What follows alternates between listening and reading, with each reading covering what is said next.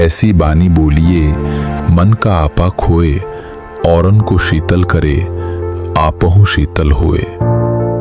कबीरदास के इस दोहे का अनुसरण करने वाले किसी एक व्यक्तित्व की बात यदि केंद्र और प्रदेश में की जाए तो नजर संविधान की मूल प्रवृत्ति को अंतःकरण तक आत्मसात किए हुए संविधान मर्मज्ञ श्री नरेंद्र सिंह तोमर जी पर ही टिकती है।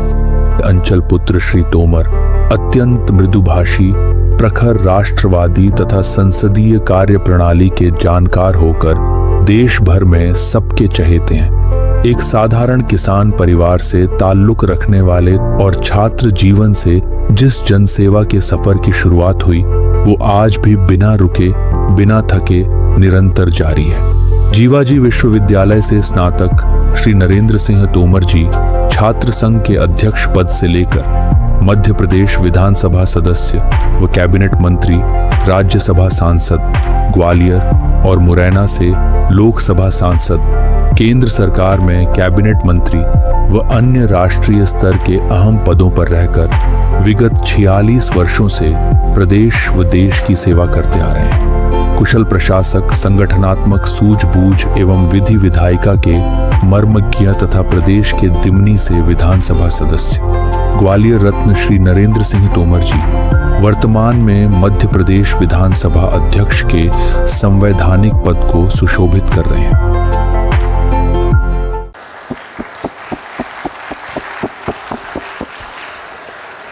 ऐसे हम सभी के अत्यंत प्रिय, अत्यंत मृदुभाषी और अंचल पुत्र माननीय विधानसभा अध्यक्ष जी से मैं आग्रह करूंगा कृपया अपने अध्यक्षीय भाषण और आशीर्वचनों से हम सभी को अनुग्रहित करें। जोरदार तालियां माननीय विधानसभा अध्यक्ष जी।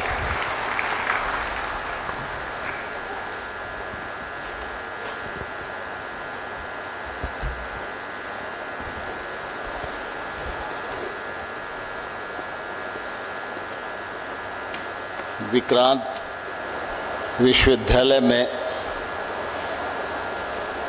इस गरिमामयी कार्यक्रम में हम सबके मध्य उपस्थित हम सभी को गौरवान्वित करने वाले न्यायमूर्ति माननीय जितेंद्र महेश्वरी जी,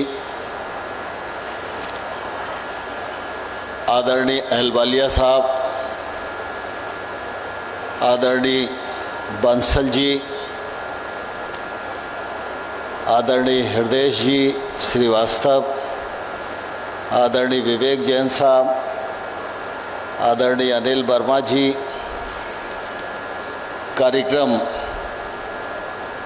के मुख्य केंद्र बिंदु और विक्रांत यूनिवर्सिटी के कुलाधिपति माननीय श्री राकेश सिंह राठौर जी, विक्रांत जी,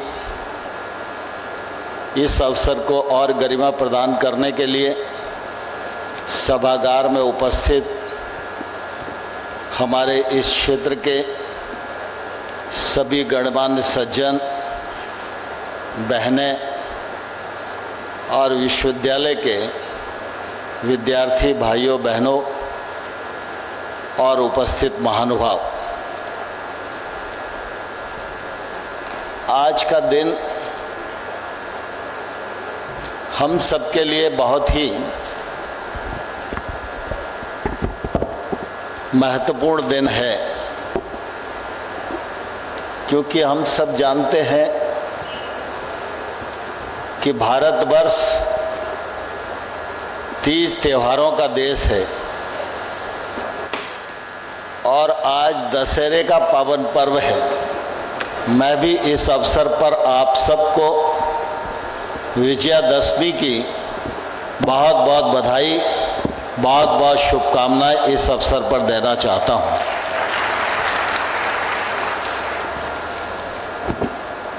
आज हम सबके आदर और श्रद्धा का केंद्र जिनके योगदान के कारण माँ भारती के पैरों में पड़ी हुई प्रजातंत्रता की बेड़ियां कटी और देश को स्वतंत्रता मिली, ऐसे राष्ट्रपिता महात्मा गांधी जी का भी जन्मदिन है। मैं उनके चरणों में भी इस मौके पर नमन करना चाहता हूं, उनके प्रति श्रद्धा व्यक्त करना चाहता हूं। ऐसे पवित्र दिन पर विक्रांत विश्वविद्यालय में जितेंद्र महेश्वरी जी की उपस्थिति में कुलाधिपति जी ने विधि संवाद का कार्यक्रम आयोजित किया है।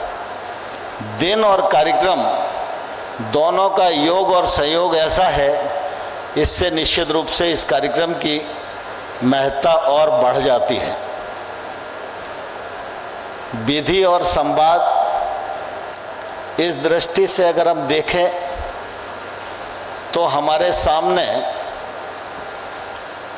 जितेंद्र महेश्वरी जी और उनके साथ अनेक न्यायमूर्तिगण उपस्थित हैं। उनकी उपस्थिति इस बात का परिचायक है कि यह कार्यक्रम कितना महत्वपूर्ण है और वो इस कार्यक्रम के लिए निश्चित रूप से अधिकृत भी हैं, प्रश्न के लिए भी और जवाब देने के लिए भी और उद्बोधन और मार्गदर्शन के लिए भी। इसलिए इस कार्यक्रम में बहुत कोई लंबी बात की जाए, इसकी आवश्यकता मुझे प्रतीत नहीं होती। लेकिन कार्यक्रम है तो निश्चित रूप से मुझे कुछ कहना ही चाहिए। हम सब जानते हैं कि हमारा देश दुनिया का सबसे बड़ा लोकतंत्र है और जब हम लोकतंत्र की बात करते हैं तो लोकतंत्र के महत्व को भी हृदयंगम करना चाहिए। इस लोकतंत्र के पीछे जो हमारे पूर्वजों की एक बड़ी यात्रा है, वह यात्रा भी हम सबके स्मरण में होनी ही चाहिए। आम तौर पर अगर हम यह सोचते हैं कि आज़ादी के लिए कोई नारे बने, आज़ादी के लिए कोई जुलूस निकला, कुछ लोगों ने जेल यात्राएं की और देश आज़ाद हो गया, मैं समझता हूँ ऐसा नहीं है। समय समय पर विधि और संविधान, देश और लोकतंत्र और इस लोकतंत्र को प्राप्त करने के लिए जो हमारे पूर्वजों की बलिदानी गाथा है, उसको भी स्मरण करते रहना चाहिए। मैं कभी कभी सोचता हूँ कि आज़ादी के पीछे जिन हमारे पूर्वजों की भूमिका रही, अगर उनके मन में जरा सा भी स्वार्थ आ जाता, जरा सा भी अपना पराया आ जाता और थोड़ा सा भी उनके मन में आता कि हम रहेंगे नहीं रहेंगे लेकिन आज़ादी का आनंद तो हम नहीं ले पाएंगे, तो शायद आज़ादी के लिए कुर्बानी नहीं होती, बलिदान नहीं होता और हमारे पूर्वजों के बलिदान के परिणाम स्वरूप ये लहू से सनी हुई महत्वपूर्ण आज़ादी हम लोगों को मिली है, महत्वपूर्ण संविधान हम लोगों को मिला है, महत्वपूर्ण लोकतंत्र हम लोगों को मिला है। और इसलिए इस लोकतंत्र की सिर्फ रक्षा ही नहीं करना, इसको अक्षुण्ण बनाए रखना हम सब लोगों की जिम्मेवारी है। हमारे लोकतंत्र में संसद है, विधानसभाएं हैं, कार्यपालिकाएं हैं, न्यायपालिका है, पत्रकारिता है, ये सभी लोकतंत्र के घटक हैं। सबकी अपनी अपनी भूमिका है। सभी घटकों को शक्तिशाली बनाने से लोकतंत्र मजबूत होता है और लोकतंत्रात्मक ताकत बढ़ने से, गैर बराबरी समाप्त होने से देश आगे बढ़ता है। और जिस देश को विश्व गुरु बनाने की कल्पना हम सब लोग मन में संजोए रहते हैं, उसके पीछे निश्चित रूप से हर व्यक्ति के योगदान की आवश्यकता है। हम सब सौभाग्यशाली हैं कि स्वतंत्रता तो हमें मिली, लेकिन स्वतंत्रता के पश्चात हमारे अनेक विद्वान मनीषियों ने भारत को एक ऐसा संविधान दिया जो उस समय भी प्रासंगिक था और आज भी प्रासंगिक है और आने वाले कल में भी यह प्रासंगिक बना रहेगा। इतने बड़े देश में कई बार चूक होती है, कार्यपालिका से भी हो सकती है, संसद और विधानसभाओं से भी हो सकती है, लेकिन सबका भरोसा और सबका विश्वास हमारी देश की न्यायिक व्यवस्था पर है और हम इस पर गौरव कर सकते हैं। आप सब इस बात को भलीभांति जानते हैं कि आज भी व्यक्ति कार्यपालिका से निराश हो सकता है, लेकिन उसके मन में एक बात हमेशा रहती है, जब मैं न्याय के मंदिर में जाऊंगा तो इस देश का न्याय का मंदिर मुझे न्याय प्रदान करेगा। यह विश्वास आज प्रत्येक भारतीय के मन में निश्चित रूप से दृढ़ है। और जब न्यायपालिका की बात आती है तो न्यायपालिका के साथ भी पक्ष और विपक्ष वकील के रूप में होते हैं।